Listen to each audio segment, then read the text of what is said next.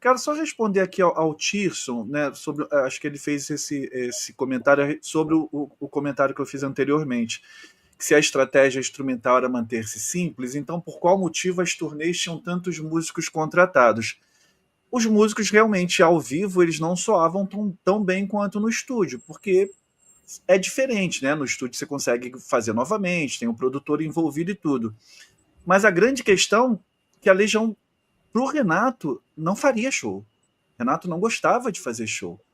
Era a gravadora que pedia, né, que fazia pressão para a divulgação dos álbuns, e ele fazia também que era uma oportunidade maior dos outros músicos que não ganhavam os direitos autorais por conta das letras e tudo, ganharem, fazerem uma grana, né? E os músicos contratados também, porque o artista ele ganha na época, né, que a gente está falando da indústria das gravadoras ali que dominavam o mercado, os músicos não ganhavam tanta grana na venda de discos, era uma porcentagem pequena, você tinha que vender milhares e milhares de discos. Onde eles faturavam eram fazendo shows. E a Legião nunca foi uma banda de show. O Renato não gostava de fazer show. E os músicos, tanto Dado quanto o Bonfá, eles não eram esses músicos de estrada, como os Paralamas, como o Barão era e tudo. Mas eu acho, na minha modesta opinião, que não sou músico, o Júlio pode falar melhor do que eu, a Cris também, que é uma cantora espetacular, eu acho que a banda soava muito bem em estúdio, nas gravações. Eu ouço os discos da Legião Urbana hoje com o mesmo prazer que eu ouvi ali nos anos 80 e nos anos 90 e considero, assim, para os meus ouvidos, arranjos de canções ali belíssimas. No Legião Urbana 2, no 5 e tudo. Tem alguns temas que se repetem, algumas levadas de bateria podem ser meio repetitivas e tudo, mas eu acho que tá tudo certo ali com a proposta da banda. O que vocês acham disso?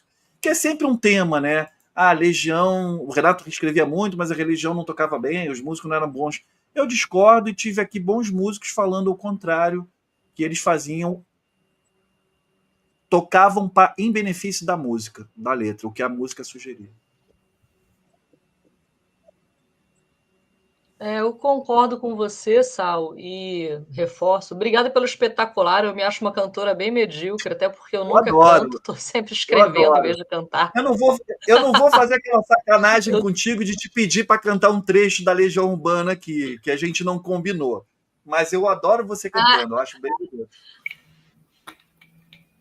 eu acho que eu sou a cara de pau como cantora, que na verdade é isso. Eu não canto, eu não treino, eu atrofio as cordas vocais porque eu nunca estudo, não faço nada que tenho que fazer, mas sou cara de pau.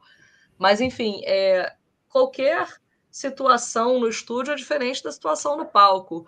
E o simples, no caso, quando a gente fala simples, não quer dizer que no palco também não seja. Quantidade de músicos não quer dizer que também não esteja mantendo a simplicidade da sonoridade, do arranjo, de tudo isso.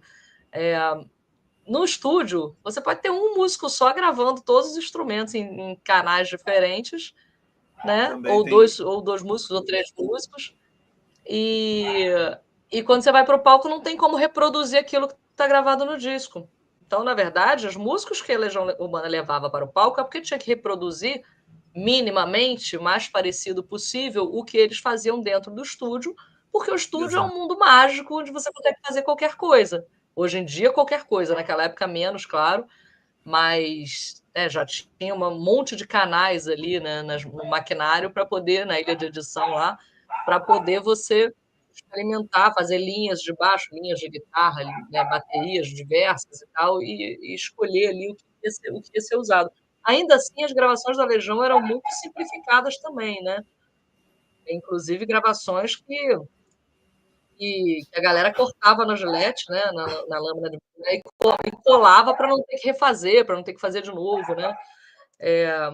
Mas são coisas diferentes, estúdio de palco, e ainda assim, para mim, pelo menos, que eu só assisti a um show da Legião Urbana, que foi o último que eles fizeram no Rio de Janeiro, em 1994, no Metropolitan, e, e eu lembro desse show ser um show simples, tinha músicos no palco e tal, mas continuava sendo simples, com músicas simples, né? Não que não tenha nada menos mais sofisticado, tem também, mas tinha esse objetivo de tornar o simples sofisticado, né, no projeto de Renato Russo, né? Porque tudo ele pensava, né? A gente tem que sempre pensar que não era nada espontâneo, vamos fazer, não, tudo ele pensava, tudo ele sabia, né, o que queria, o que ia ser, né? Então, eu acho que era isso. Não sei se o Júlio concorda. Cara, tem duas discussões que eu acho muito chatas. Eles não tocavam nada e eles eram tudo playboy. Eu acho que tem muito de inveja, assim, né, por trás dessa discussão. E um pouco de desconhecimento histórico. Mas assim, cara, na boa, quer dizer que tocava mal? Fica à vontade, é verdade, tocava mesmo.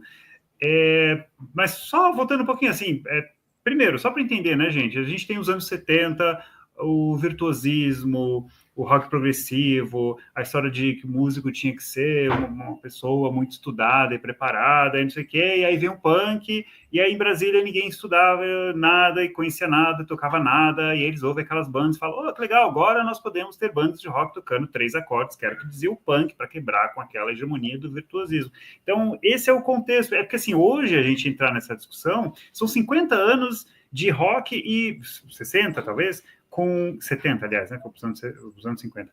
Mas são tantas escolas aconteceram no meio do caminho que talvez a gente não tenha noção de que uma veio e quebrou com a outra, primeiro veio essa, depois veio aquela, e o que cada um estava pensando em cada momento. Então, nessa época dos anos 80, os músicos brasileiros não tocavam nada, era a agenda do momento, e de fato, muitas vezes eles não tocavam mesmo. Mas é que isso é que era necessário para você ter uma banda naquela época. E assim, o projeto da Legião surgiu ali. E tem várias pessoas que viveram isso. Um deles é o Paraná, que foi o primeiro guitarrista, o Cadu, que mora em Curitiba hoje, que foi excluído. Assim, se saiu ou não saiu, não interessa. Ele saiu porque tocava muito, entendeu? Porque ele era um cara mais Jimmy Page, assim, e menos Andy Summers. Andy Summers, que era o guitarrista do Police, né? Isso, então, Andy Summers. Não era só isso, assim, também. O Dado é porque era bonito. Também era isso. O Renato também queria músicos bonitos na banda. Mas, assim, o fato dele não tocar era perfeito para o projeto de banda, entendeu? Vamos botar um guitarrista que não toca nada. E, cara, isso não aconteceu só na Legião, né? Tem várias histórias dos anos 80 de bandas, assim, de gente que praticamente não tocava nada. E a história dos músicos de apoio... Bom, o baixista, porque o baixista anterior foi expulso, né? Tecladista, porque não tinha outro tecladista, né? E o Carlos Trilha é interessante, porque ele contou aqui na tua live, inclusive, né, Sal? Que ele não era um grande fã de Legião Urbana. Ele achava o quê? Uma música muito simples e... imagina, um cara que estudado, erudito, né? Vou dizer por aí que eu gosto de Legião Urbana, queria gostar de coisas mais elaboradas. Mas aí o que ele aprende com o Renato é justamente essa herança do pós-punk, de como a simplicidade, da beleza da simplicidade, entendeu? E aí ele aprende com isso. Aí que ele vai falar que, Bonfá, na verdade, toca de um jeito que só ele consegue tocar, que é um jeito extremamente simples, é o tum-pá, mas é o jeito que o Bonfá consegue tocar. E outra história interessante é a do Bruno Araújo, o cara que apareceu aí agora há pouco. Ele é um excelente baixista. E uma das coisas que o Renato enchia o saco dele no estúdio era para ele tocar simples. A Montanha Mágica, ele que gravou os baixos do 5. E aí, numa das entrevistas, o Renato conta que em A Montanha Mágica, o Bruno pegou o baixo e começou lá. E ele falou, não, cara, são 3 notas, né? O Sol, o Ré e o Lá, e tu vai fazer só isso. E é isso que a gente quer. Mas vão achar que eu não sei tocar bem, que é a mesma coisa que o Paraná falou lá atrás, né? Então, isso que era exigido dos músicos. E aí o baixista precisava de um baixista. E aí o quarto, eram 3, né? O baixo, o teclado e o outro que era o Fred, depois foi... Quem que foi além do Fred? Enfim, que era guitarra e violão. Teve o Mu Carvalho antes do Trilha também. Jean Fabra. Jean Fabra também passou pela banda. E porque poderia não ter sido, mas é que só amplia as possibilidades, né? Assim, complexifica um pouco. Porque se a gente vê vídeos assim, músicos contratados, ou seja, as turnês dos 3 primeiros discos, a banda tinha muitas limitações. O Renato era muito limitado no palco.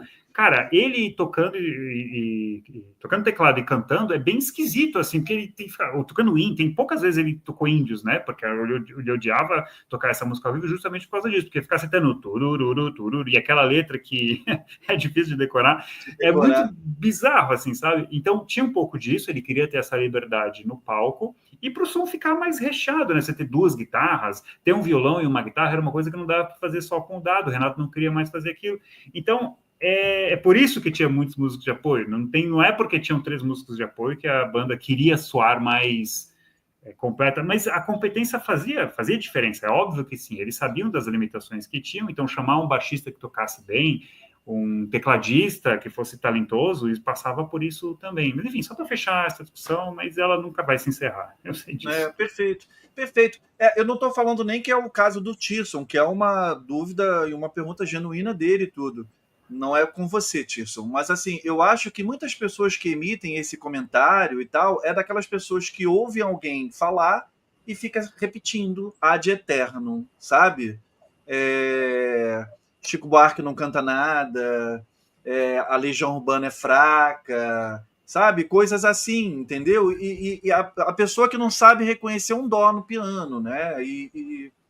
Mas ela escutou, sei lá, um formador de opinião falando isso e ela acha que é cool falar isso, né? Então eu vou repetir, pô, se o cara ali, né, que é conhecidão, falou, então deve ser, eu vou falar também para ser descolado.